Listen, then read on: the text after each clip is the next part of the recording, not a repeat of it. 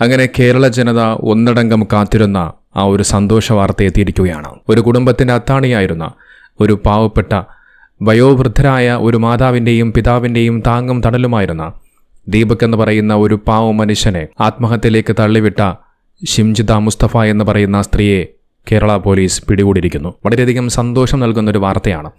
ഒരുപക്ഷെ ഈ ഒരു വാർത്തയായിരിക്കും കേരളത്തിലെ എല്ലാ ജനങ്ങളും കാത്തിരുന്നത്. ഈ ഒരു വാർത്ത ഫേക്കൊന്നുമല്ല, ഏതെങ്കിലും സമൂഹ മാധ്യമങ്ങളിലോ വാർത്താമാധ്യമങ്ങളിലോ ആരും വെറുതെ തയ്യാറാക്കി വിട്ട ഒരു ഫേക്ക് ന്യൂസുമല്ല. നമ്മുടെ കേരളത്തിലെ മാധ്യമങ്ങൾ പുറത്തുവിട്ട വാർത്തയാണ്. ഏതായാലും ആ വാർത്ത നമുക്കൊന്ന് കാണാം. കോഴിക്കോട് ഗോവിന്ദപുരം സ്വദേശി ദീപക് ആത്മഹത്യ ചെയ്ത കേസിൽ പ്രതി ഷിംജിത മുസ്തഫ അറസ്റ്റിൽ. വടകരയിലെ ബന്ധുവീട്ടിൽ നിന്നാണ് ഷിംജിതയെ പിടികൂടിയത്. അവളെ പിടികൂടിയത് വടകരയിലെ അവളുടെ ബന്ധുവീട്ടിൽ വെച്ചുകൊണ്ടാണ്. അതിനർത്ഥം അവൾ എവിടെയും പോയിട്ടില്ല, അവിടെ തന്നെയുണ്ടായിരുന്നു. നമുക്കറിയാം, ഈ വിഷയവുമായി ബന്ധപ്പെട്ടുകൊണ്ട് കഴിഞ്ഞ 2 ദിവസങ്ങളിലായി വലിയ രീതിയിലുള്ള ഊഹാപോഹങ്ങളൊക്കെ പ്രചരിച്ചിരുന്നു. ഇവൾ നാട് വിട്ടെന്നും ദുബായിലേക്ക് പോയെന്നുള്ള വാർത്തകളായിരുന്നു അത്. മാത്രമല്ല, ഒരു വോയിസ് സന്ദേശവും പുറത്തു വന്നിരുന്നു. ഇവൾ ദുബായിലെ കറാമയിലുണ്ട് എന്നുള്ളടക്കമുള്ള പല വാർത്തകളും പല സന്ദേശങ്ങളും ഒക്കെ പുറത്തു വന്നിരുന്നു. ആ സമയത്താണ് ഇവളെ വടകരയിലെ ബന്ധുവീട്ടിൽ നിന്നും പോലീസ് പൊക്കിയത്. ബാക്കി കാണാം. ലൈംഗിക അതിക്രമ ആരോപണം നേരിട്ട യുവാവ് ആത്മഹത്യ ചെയ്ത സംഭവത്തിൽ ഇപ്പോൾ പ്രതി ഷിംജിത ഇപ്പോൾ പിടിയിലായിരിക്കുന്നു എന്നുള്ള വിവരം പുറത്തു വരുന്നുണ്ട്. നേരത്തെ അതുമായി ബന്ധപ്പെട്ട സൂചനകൾ ലഭിച്ചിരുന്നു. ആ ദൃശ്യങ്ങളിലേക്കാണ് ഇപ്പോൾ പോകുന്നത്. ഷിംജിത മുസ്തഫ ഇപ്പോൾ പിടിയിലായിരിക്കുകയാണ്. പോലീസ് ആത്മഹത്യാ പ്രേരണാകുറ്റം ചുമത്തിയാണ് കേസെടുത്തത്. തൊട്ടുപിന്നാലെ ഷിംജിത ഒളിവിൽ പോയിരുന്നു. ഇപ്പോൾ ഷിംജിത പിടിയിലായിരിക്കുന്നു. ആ ദൃശ്യങ്ങളിലേക്കാണ്. ബസ്സിൽ ലൈംഗിക അതിക്രമ നടത്തിയെന്നുള്ള ആരോപണമാണ് ദീപക് എന്ന യുവാവിന് നേരെ ഷിംജിത ഉയർത്തിയത്. അതിന് തൊട്ടുപിന്നാലെയായിരുന്നു ദീപകിന്റെ ആത്മഹത്യ. വലിയ പ്രതിഷേധങ്ങളൊക്കെ ഉണ്ടായി. തൊട്ടുപിന്നാലെയാണ് ഷിംജിതക്കെതിരെ കേസെടുത്തതും. ഇപ്പോൾ ഷിംജിത പിടിയിലായിരിക്കുന്നു. കണ്ടില്ലേ, ആരും അറിയാതിരിക്കാൻ വേണ്ടി പർദ്ദയൊക്കെ ഇട്ട് മുഖമൊക്കെ മാസ്കൊക്കെ മറച്ചുകൊണ്ട് നടക്കുകയാണ്. അല്ലെങ്കിലും എന്തെങ്കിലുമൊക്കെ തോന്നിവാസങ്ങൾ കാണിച്ചിട്ട് അവസാനം മറ്റുള്ളവരിൽ നിന്നും ആരും അറിയാതിരിക്കാൻ വേണ്ടി, അത് മുസ്ലിമുകളെന്നല്ല ആരെന്നല്ല ആരായിരുന്നാലും സ്ഥിരമായി ഇത്തരം പർദ്ദകളൊക്കെ ഉപയോഗിക്കാറുണ്ട്. ആ പർദ്ദയ്ക്കൊരു മഹത്വമുണ്ട്, ഒരു വിലയുണ്ട്. അതുകൊണ്ട് ദയവ് ചെയ്ത് ആ പർദ്ദയുടെ വില കളഞ്ഞു കുളിപ്പിക്കരുത്. ഈ ഒരു ദൃശ്യം കണ്ടിട്ട് ഇതേതോ ഹോസ്പിറ്റലിൽ നിന്നും പുറത്തേക്ക് കൊണ്ടുവരുന്ന കാഴ്ചയാണ്. എനിക്ക് തോന്നുന്നു ഇവളെ പിടികൂടിയതിനു ശേഷം ഹോസ്പിറ്റലിൽ വൈദ്യപരിശോധനയ്ക്ക് എത്തിച്ചതിന് ശേഷം തിരിച്ചവിടെ നിന്നും ഇറങ്ങുന്ന സമയത്ത് മാധ്യമങ്ങൾ എടുത്ത ദൃശ്യങ്ങളാണെന്ന് തോന്നുന്നു. എന്തായാലും ബാക്കി കാണാം. ഉന്മേഷ്, വടകരയിലെ ബന്ധുവീട്ടിൽ നിന്നാണ് ഷിംജിതയെ പോലീസ് അറസ്റ്റ് ചെയ്തിരിക്കുന്നത്. ഇപ്പോൾ വൈദ്യപരിശോധനയ്ക്കായി കൊണ്ടുവന്നിരിക്കുകയാണ്. കൊയിലാണ്ടി താലൂക്ക് ആശുപത്രിയിലേക്കാണ് കൊണ്ടുവന്നിരിക്കുന്നത്. അതിനുശേഷമായിരിക്കും ഇവരെ കോഴിക്കോട് മെഡിക്കൽ കോളേജിലേക്ക് കൊണ്ടുവരിക. ഇവിടെ എത്തിച്ചുകൊണ്ട് പോലീസ് സ്റ്റേഷനിലേക്ക് എത്തിച്ചുകൊണ്ടായിരിക്കും കൂടുതൽ തെളിവെടുപ്പും ചോദ്യം ചെയ്യൽ ഉൾപ്പെടെയുള്ള നടപടിയിലേക്കും നീങ്ങുക. ഇതിൽ ഏറ്റവും പ്രധാനപ്പെട്ട കാര്യം ഈ മൊബൈൽ ഫോൺ കണ്ടെത്തുക എന്നുള്ളതാണ്. ആ നടപടിയിലേക്കാണ് അതുമായി ബന്ധപ്പെട്ട് പോലീസ് നീങ്ങുന്നത്. അതിൽ ഏറ്റവും പ്രധാനപ്പെട്ടത് ആ ദൃശ്യങ്ങളാണ്. അതായത് ദീപകിന്റെ ദൃശ്യങ്ങൾ ഇവർ ഫോണിൽ ചിത്രീകരിച്ചു. ആ ചിത്രീകരിച്ച ദൃശ്യങ്ങളാണ് നവമാധ്യമങ്ങളിലൂടെ പ്രചരിപ്പിച്ചത്. ആ ദൃശ്യങ്ങൾ കണ്ടെത്തുക എന്നുള്ളതാണ് പോലീസിനെ സംബന്ധിച്ച് ഏറ്റവും പ്രധാനപ്പെട്ട കാര്യം. നവമാധ്യമങ്ങളിൽ നിന്ന് വിമർശനം ഉയർന്നതിന്റെ പശ്ചാത്തലത്തിൽ ഷിംജിത അത് നീക്കം ചെയ്തിരുന്നു. അതേ തുടർന്ന് പിന്നീട് അത് കണ്ടെത്തേണ്ടതുണ്ട്. മാത്രമല്ല, അതിൽ എഡിറ്റ് ചെയ്ത ദൃശ്യങ്ങളാണ് പിന്നീട് പ്രചരിച്ചത്. അത്തരമൊരു സാഹചര്യത്തിൽ അത് കണ്ടെടുക്കുക എന്നുള്ളത് ഏറ്റവും സമഗ്രമായൊരു കാര്യമാണ്. അതുകൊണ്ട് തന്നെ ആ ഫോൺ കണ്ടെത്തുക എന്നുള്ളതാണ് ഏറ്റവും പ്രധാനപ്പെട്ട കാര്യം. ആ ഫോൺ കണ്ടെത്താൻ വിശദമായിട്ടുള്ള തെളിവെടുപ്പ് ഉണ്ടാകും. അതുൾപ്പെടെയുള്ള നടപടിയിലേക്ക് പോലീസ് നീങ്ങും. ഏതാനും ദിവസങ്ങൾക്ക് മുമ്പാണ് ഇത്തരമൊരു സംഭവത്തിലേക്ക് ഇടയാക്കുന്ന സാഹചര്യം ഉണ്ടായത്. കേരള പോലീസിന് ഒരു ബിഗ് സല്യൂട്ട്. ഇതുപോലെയാകണം. തെറ്റു ചെയ്തവർ ആരായിരുന്നാലും മുഖം നോക്കാതെ, ആണ് പെണ്ണ് അങ്ങനെ വേർതിരിച്ച് നോക്കാതെ, തെറ്റു ചെയ്തവർ ആരായിരുന്നാലും കുറ്റക്കാർ ആരായിരുന്നാലും അവരെ നിയമത്തിന് മുമ്പിൽ കൊണ്ടുവരിക തന്നെ വേണം. നമ്മൾ 2 ദിവസമായി കാണാത്തതിനെ തുടർന്ന് കേരള പോലീസ് ലുക്കൌട്ട് നോട്ടീസൊക്കെ പുറപ്പെടുവിച്ചിരുന്നു.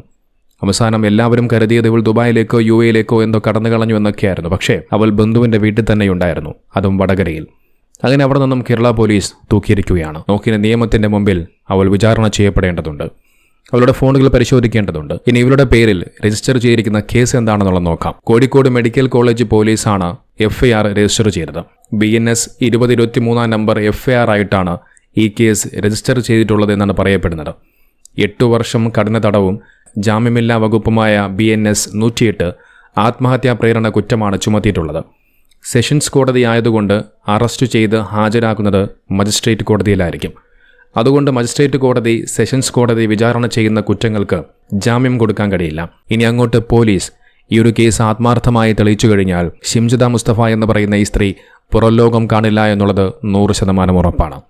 കാരണം അത്രത്തോളം വകുപ്പുകൾ ഇവൾക്കെതിരെ ചുമത്തിയിട്ടുണ്ട്. ഏതായാലും ജാമ്യത്തിനുള്ള വകുപ്പുകൾ തേടിയിരിക്കാം, പക്ഷേ ജാമ്യം കിട്ടില്ല. കാരണം ജാമ്യമില്ലാ വകുപ്പുകളാണ് ഇവൾക്കെതിരെ പോലീസ് ചുമത്തിയത്. ഈ ഒരു വിഷയത്തിൽ കേരള പോലീസ് നടത്തിയ ആ ഒരു ഇടപെടൽ തീർച്ചയായിട്ടും കേരള പോലീസിനെ പ്രശംസിക്കാതിരിക്കാൻ കഴിയില്ല. നമുക്ക് ആ ഒരു പാവപ്പെട്ട ആ വയോവൃദ്ധരായ ആ അമ്മയുടെയും അച്ഛൻ്റെയും ആ ഒരു കരച്ചിൽ ഇപ്പോഴും കേരള ജനതയുടെ മനസ്സിൽ നിന്നും ഇപ്പോഴും മാഞ്ഞിട്ടില്ല. എൻ്റെ പൊന്ന് പോയില്ലേ എന്ന് പറഞ്ഞുകൊണ്ട് സങ്കടപ്പെട്ട് തൻ്റെ മകൻ്റെ മൃതദേഹത്തിനരികിൽ പൊട്ടിക്കരയുന്ന ആ മാതാവിൻ്റെ കണ്ണീർ എങ്ങനെയാണ് മറക്കാതിരിക്കാൻ കഴിയുക? അത്രമേൽ സങ്കടപ്പെടുത്തുന്ന കാഴ്ചയാണ്. ഇനി എന്തു ചെയ്യും അവർ? അവരുടെ താങ്ങും തണലുമായിരുന്ന, അവർക്കെല്ലാമായിരുന്ന തൻ്റെ മകൻ നഷ്ടപ്പെട്ടു പോയി. ഇനി അവർക്ക് ആരുണ്ട്? അവരെ നോക്കാൻ ആരുണ്ട്? ഇന്ന് രാവിലെ മെൻസ് കമ്മീഷൻ്റെ കൂട്ടായ്മയായിട്ടുള്ള രാഹുൽ ഈശ്വരം അങ്ങനെ 2-3 അടക്കം പേർ അദ്ദേഹത്തിൻ്റെ വീട്ടിൽ ചെന്നുകൊണ്ട് ആ വയോവൃദ്ധരായ ആ മാതാവിനും പിതാവിനും 3 ലക്ഷം രൂപ ധനസഹായം കൊടുത്ത ആ ഒരു കാഴ്ച ഇന്ന് വാർത്താമാധ്യമങ്ങളിലൂടെ പുറത്തുവിട്ടിരുന്നു. തീർച്ചയായിട്ടും വളരെയധികം സന്തോഷം പകരുന്നൊരു കാഴ്ചയായിരുന്നു അത്. ആ അച്ഛനെയും അമ്മയെയും ചേർത്ത് പിടിക്കേണ്ടതുണ്ട്. അവർക്ക് വേണ്ട സഹായങ്ങൾ ചെയ്തു കൊടുക്കേണ്ടതുണ്ട്. നമ്മളെ പിടികൂടിയതിന് ശേഷമുള്ള അച്ഛൻ്റെയും അമ്മയുടെയും പ്രതികരണം നമുക്കൊന്ന് കേൾക്കാം. ഈ ലോകത്തിൽ ഒരച്ഛനമ്മയ്ക്ക് വരാൻ പാടില്ല. എനിക്ക് അതാണ് എൻ്റെ ആഗ്രഹം. അവളെ പിടിച്ച് അതിന് തക്ക ഇത് കൊടുക്കണം. ഇനി ആരും ഇങ്ങനെ അനുഭവിക്കാൻ പാടില്ല. അത്ര വേദന അനുഭവിച്ചിട്ടാണ് ഞാൻ നിൽക്കണമെന്ന് 4 ദിവസം എൻ്റെ കുട്ടീൻ്റെ മുഖം ഞാൻ കണ്ടിട്ട്. ആ ഒരു കുട്ടിയാണ് എനിക്കുള്ളത്. ഒന്നും ഒരു പാവം കുട്ടിയാണ്. ഒരാളോട് ഒരു ചീത്തത്തരത്തിൽ എൻ്റെ ഇതുവരെയായിട്ട് പോയിട്ടില്ല. ഇനി പോകില്ലെന്നും എനിക്കറിയാം. എല്ലാവരും എന്നെ അറിയണവരും ഞാൻ തളി അമ്പലത്തിലെ മെമ്പറാണ്, വെടി മെമ്പറാണ്. എല്ലാവർക്കും അറിയാം എൻ്റെ മോന്. ഞാൻ അവിടെ പോയി അവനെ വിളിക്കാൻ വരിക. അവിടെയുള്ള ആൾക്കാർക്ക് തപ്പോൾ പോയതും കൂടി തളിയമ്പലത്തിലെ ആൾക്കാർ അവരൊക്കെ അവരൊക്കെ ഷോക്കായി പോയി കേട്ടു. എൻ്റെ കുട്ടിക്ക് അങ്ങനത്തെ ഒരു ചീത്ത സ്വഭാവമേ ഇല്ല. അമ്മനെ അച്ഛനെ എന്താ വിട്ടു എൻ്റെ മോനെ സഹിക്കാൻ പറ്റാതെ അതിനെ കൊണ്ട് പോയതാ. അല്ലാതെ അമ്മനെ അച്ഛനിട്ട് എൻ്റെ അമ്മ പോവില്ല. എനിക്കറിയാം. ഇൻസ്റ്റാഗ്രാമിൽ അവർ ഒരു കസ്റ്റഡിയിലായിട്ടുണ്ട്, അറസ്റ്റിലായിട്ടുണ്ട്. അപ്പൊ നീതി കിട്ടിയെന്ന് പറയാൻ പറ്റുമോ? നിങ്ങൾക്ക് നീതി കിട്ടിയെന്ന് പറയാൻ പറ്റുമോ? എന്താ പറയാ അങ്ങനെ നോക്കൂ, ആ പാവം അച്ഛൻ്റെയും അമ്മയുടെയും ആ ഒരു സങ്കടം കണ്ടിട്ട് സഹിക്കാൻ കഴിയുന്നില്ല.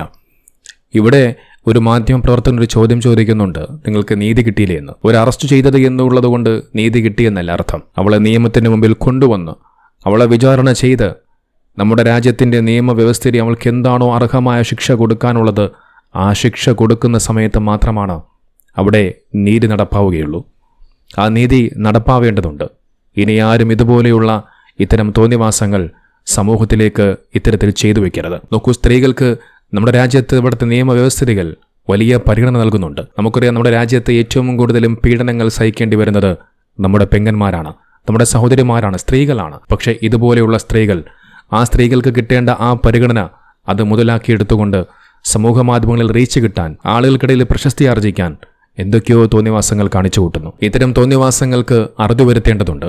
അതിന് കടിഞ്ഞാൻ ഇടേണ്ടതുണ്ട്. ഇനി ഇതുപോലെ ഒരു നിരപരാധിയായ മനുഷ്യനും ഇതുപോലെ ജീവനൊടുക്കാൻ പാടില്ല.